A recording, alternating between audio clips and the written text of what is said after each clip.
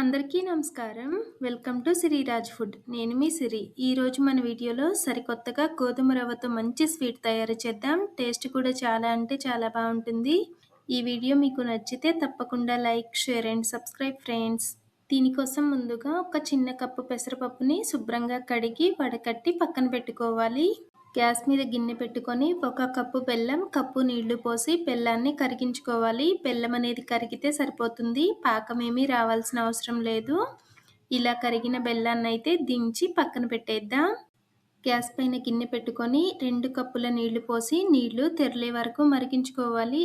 Gas తక్కువ పెట్టుకొని పక్కన పొయ్యి మీద పెట్టామంటే నీళ్లు వేడిగానే మరుగుతూ ఉంటాయన్నమాట. లేదు అంటే మూత పెట్టైనా పక్కన పెట్టుకోవచ్చు. గ్యాస్ మీద కళాయి పెట్టుకొని 2 స్పూన్ల నెయ్యి వేసి నెయ్యి కరిగిన తర్వాత కొంచెం బాదం పప్పు, ఒక 5-6 జీడిపప్పు, ఎండు కొబ్బరి ముక్కలు వేసుకొని దోరగా వేయించుకోవాలి. ఈ మాత్రం వేగిన తర్వాత మకానా ఉంటే వేసి అవి కూడా నేతిలో మంచిగా వేయించుకొని ఒక ప్లేట్లోకి తీసుకొని పక్కన పెట్టేద్దాం. మళ్ళీ అదే నేతిలో మనం కడిగి పెట్టుకున్న పెసరపప్పును వేసి పెసరపప్పు కూడా దోరగా వేయించుకోవాలి.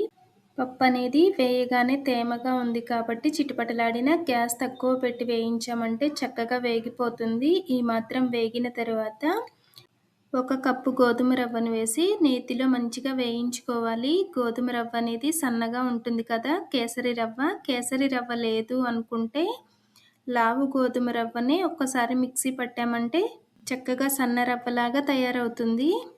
రవ్వని నేతిలో లేత బంగారు రంగు వచ్చే వరకు వేయించుకోవాలి. మన ఛానల్లో ఇంకా ఈజీగా తక్కువ టైంలో చేసే స్వీట్స్, స్నాక్స్, హెల్దీ రెసిపీస్ చాలా ఉన్నాయి. కుదిరితే ఒక్కసారి చూడండి. వీడియోస్ మీకు నచ్చితే తప్పకుండా సబ్స్క్రైబ్ చేయండి.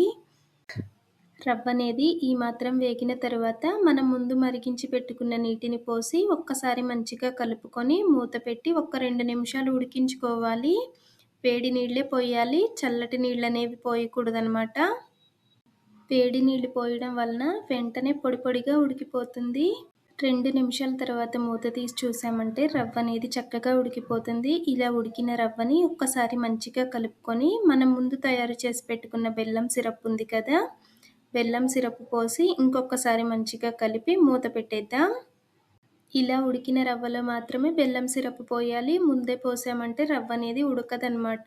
ఇలా మూత పెట్టేసి ఒక మిక్సీ జార్ తీసుకొని పావు కప్పు పుట్నాలు, ఒక 5-6 ముక్కలు ఎండు కొబ్బరి, 2-3 ఇలాచి, అరకప్పు పంచదార వేసుకొని మెత్తగా మిక్సీ పట్టుకోవాలి.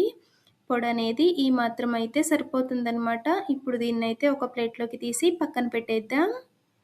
మనం ఇలా ఈ పొడి పట్టేసరికి అయితే మాత్రం బెల్లం సిరప్లో రవ్వ అనేది కొంచెం ఒక 2 నిమిషాలు ఉడుకుతుంది. ఇలా ఉడికిన రవ్వలోకి మనం ముందు తయారు చేసి పెట్టుకున్న పొడిని వేసి చక్కగా కలుపుకోవాలి. ఈ పొడి వేయడం వలన స్వీట్ టేస్ట్ అయితే చాలా అంటే చాలా బాగుంటుంది. ఒక్కసారి ట్రై చేసి చూడండి.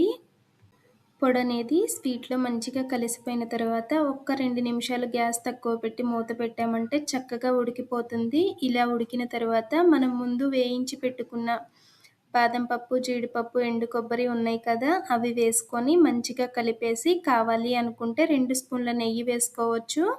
ఇప్పుడు ఈ స్వీట్ అయితే రెడీ అయిపోయింది. టేస్ట్ అయితే చాలా అంటే చాలా బాగుంది. గోధుమ రవ్వతో ఇలా ఒక్కసారి సరికొత్తగా చేసి చూడండి. ఈ వీడియో మీకు నచ్చితే తప్పకుండా లైక్ చేయండి, షేర్ చేయండి, సబ్స్క్రైబ్ చేయండి. రేపు ఇంకో సరికొత్త రెసిపీతో మళ్ళీ కలుసుకుందాం. By bye friends.